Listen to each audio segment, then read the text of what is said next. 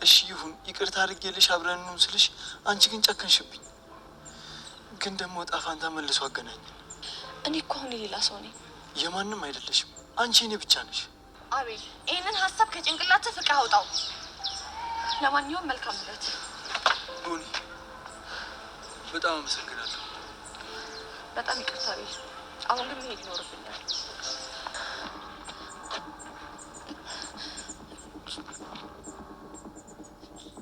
ቾምቤ ወይ ሶሲ እንደኔ ግራ ያጋባችው ሰው አለ። የሆነ ችግር ሲፈጠር ደብዬ ማይላብ ድረስልኝ፣ አግዘኝ፣ እርዳኝ። ያ የሆነ ችግር ሲሆን ግን በቃ ፍቅራቸውን ለማዳን አትታገልም፣ አትታገስም። ወንድሟ ባለፈው የእሱ ጋር አትገናኝ፣ ፍቅር በዚህ እድሜሽ አያስፈልግም ቢላት አላቅህም አለችው። አሁን የሆነ ጸብ የሆነ ጊዜ ለመማታት ለመቧከስ ግን ማይላብ ድረስልኝ፣ አድነኝ፣ እርዳኝ። አሰላሙ አለይኩም ወራህመቱላሂ ወበረካቱ።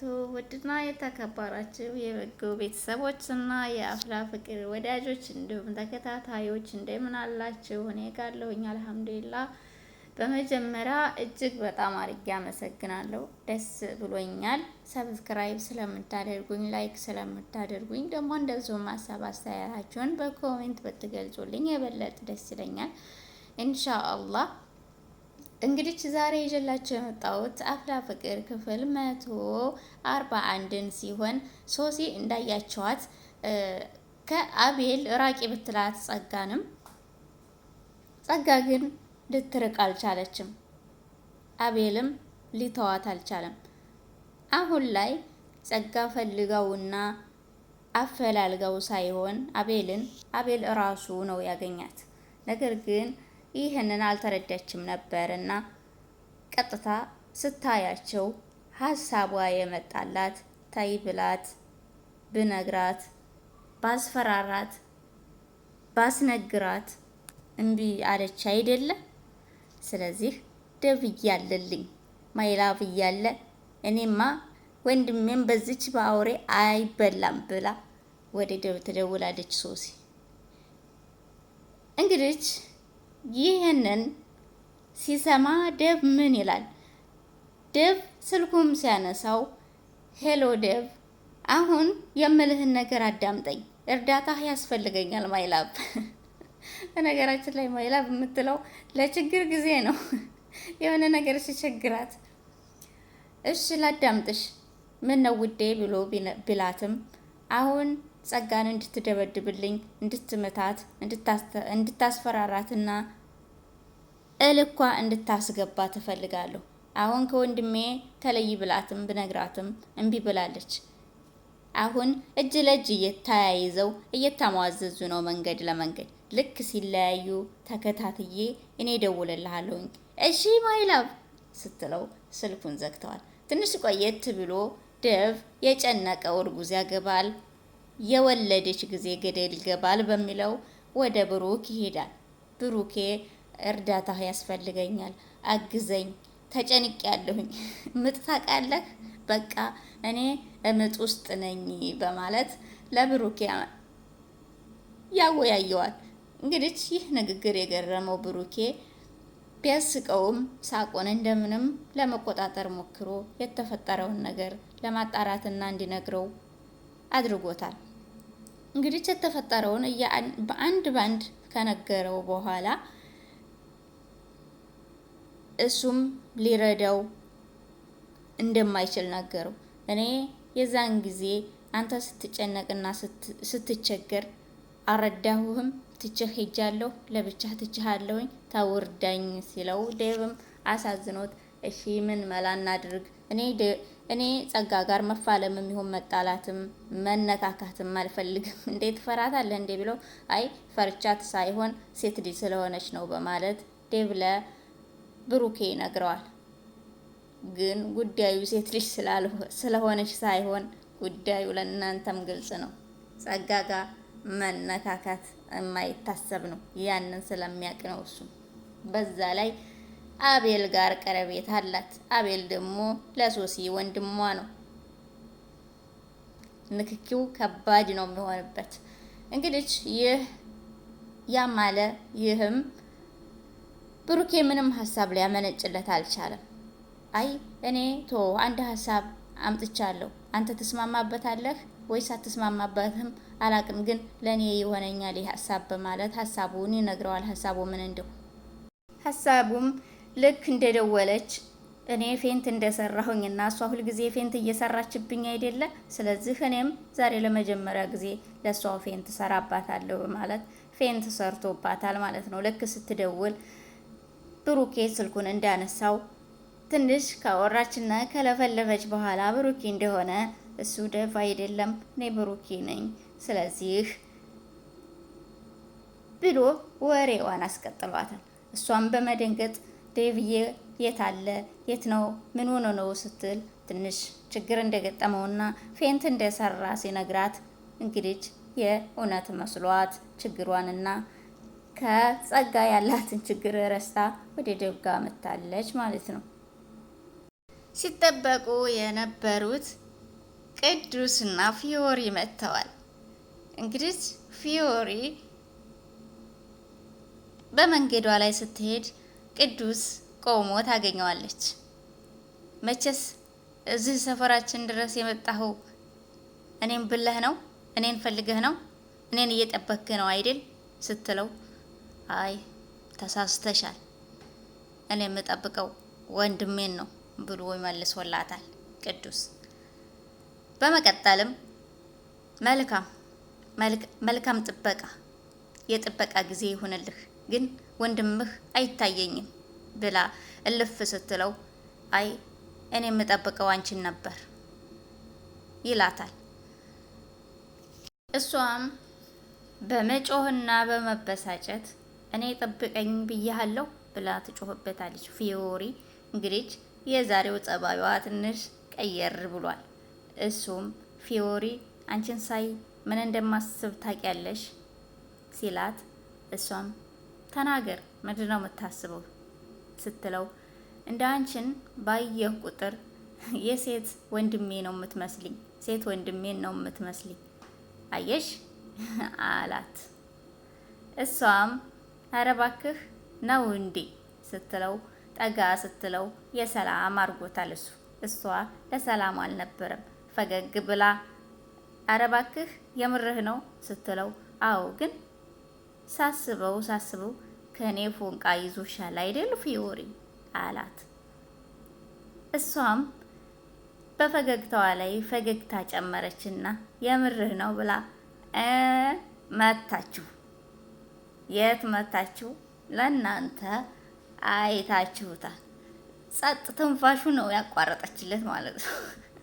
እኔ ማለት ነው ተኔ ፎንቃ ይዞሻል ምናምን ሲላት እንደዛ ስትስቅ በቃ የሆነ እውነተኛ ስሜት ልትገልጽለት ነው ብዬ ታጅቤ ነበረ፣ ገርሞኝ ነበርና እንዴ በቃ አልኩኝ። ከዛ እሷ ለካ በቃ የሴት ጀግና፣ ድሮም እኮራብሻለሁኝ፣ እተማመንብሻለሁኝ።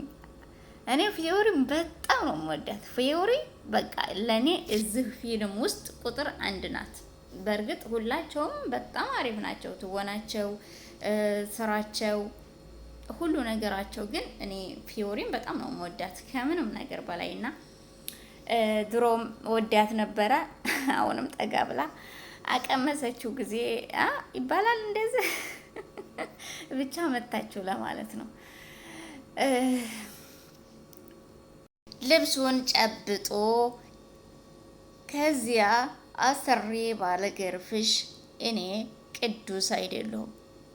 ያኔ እግሬ ላይ ወርቀሽ ይቅርታ ስትጠይቂኝ ታመሰግኝኛለሽ፣ እኔነቴን አሳይሻለሁ ብሎ ቢዝትም ጎራ በኪሴ ነህ አንተ፣ ወሬ ብቻ ተፈለክ እዚህ፣ ካልፈለክ ደግሞ የፈለክበት ቦታ ተቀጣጥረን ሊዋጣልን ይችላል። እሺ አታስፈራራ ብላ እንዳውም ልትደግመው ነበረ፣ ግን እሱ መልስ አልሰጣትም። ይበቃኛል አንድ ብትር ብሎ ነው መሰል በዛው ላሻሽ ብሏል ማለት ነው።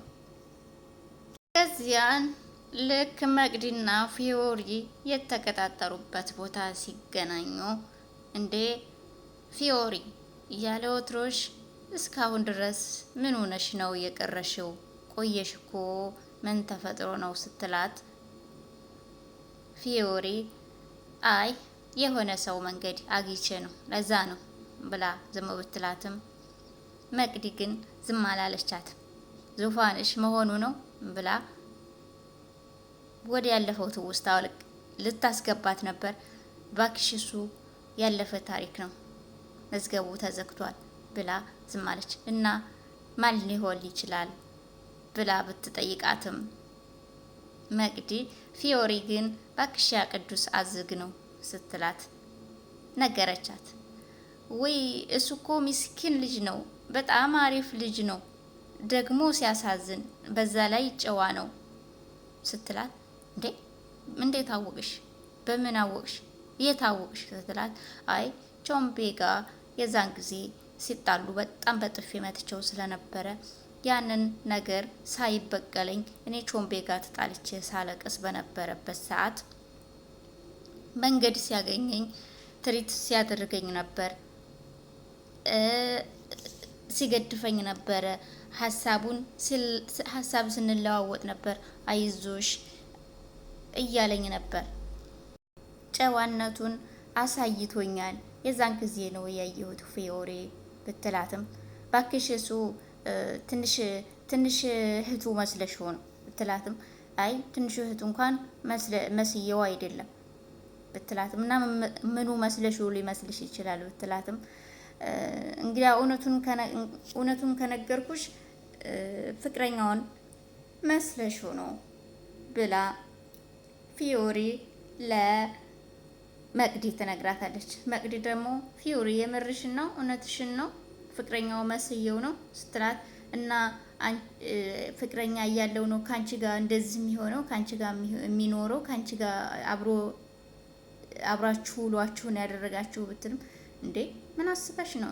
እኔ ጋር እኮ ምንም አይነት ነገር የለንም።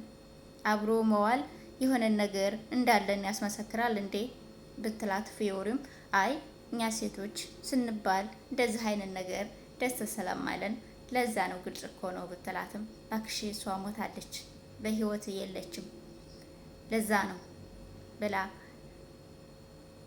ነገረቻት ፊዮሪ መቅዲ በሰማቸው ነገር አዝና ተገርማ ፈጣሪ ያጥነው ብላ ለዛ ይሆን እንዴ እሱ ተናዳጅ የሆነው ለዛ ይሆን እንዴ ቶሎ የሚናደደው ህልከኛ የሆነው ለዚህ ነው እንዴ ብላ ብትጠይቃትም አው ልክ ነሽ አልተሳሳትሽም ብላታለች ፊዮሪ ማለት ነው። እንግዲህ ቅዱሴ ጨዋታ አዋቂ ግን በጉልበት በህልክ ካልመጡበት ነው በጨዋነት ከመጡበት ጨዋ ልጅ እንደሆነ ያስታውቃል። በፊዮሪም አይተነዋል ማለት ነው። ሌላው ደግሞ ምንድነው እንግዲህ ጸጋ መንገድ ጋር ቁጭ እንዳለች ቤዛ ትመጣና ጸጊ እንዴት ነሽ አሁን ትላታለች። ባክሽ አታስመስይ፣ እኔ የማናችሁም እርዳታ አያስፈልገኝም። ትሰሚያለሽ? ቀጥለሽ ከአጠገቤ ተነስተሽ ሂጂ ትላታለች። እንግዲህ ጸጋ ህልኳ አለቀቃትም። ብዙ ችግርም ቢነባበርባትም ግን ከቤዛ ያላትን ጥላቻ አሁን ምን እንደሆነ አላውቅም አለቀቃትም። እንግዲህ ጸጋ ቤዛ ባገኘችው አጋጣሚ ሁላ እሷ ትተጎዳችና የሆነ ነገር ከደረሰባት ቀድሜ ልሞት ነው የምትለው። እንግዲህ እንዳያችሁት ያሬድም ሲጠይቃት አትንካኝ፣ ስለዛ ስለ ሰውዬ አትጥራብኝ፣ አታንሳብኝ ስትለው ቤዛ እንደ አጋጣሚ ደርሳ ነበረ። ስትደርስ ግን ዝም አላለችውም። ምን አድርጋሃት ነው ምን ብልሃት ነው ብለው ነበረ። ግን ምንም እንዳላረጋት ነግሯታል። እሷም በህግ እንደምትከስና ለህግ እንደምታመለክት ነግራለች ማለት ነው። ይሄን ሲደርስባት ዝም አልልም ብላለች። ቀጣይ ቪዲዮ ላይ የምናይ ይሆናል። በሌላ ቪዲዮ እስከምንገናኝ ሰላም አለይኩም።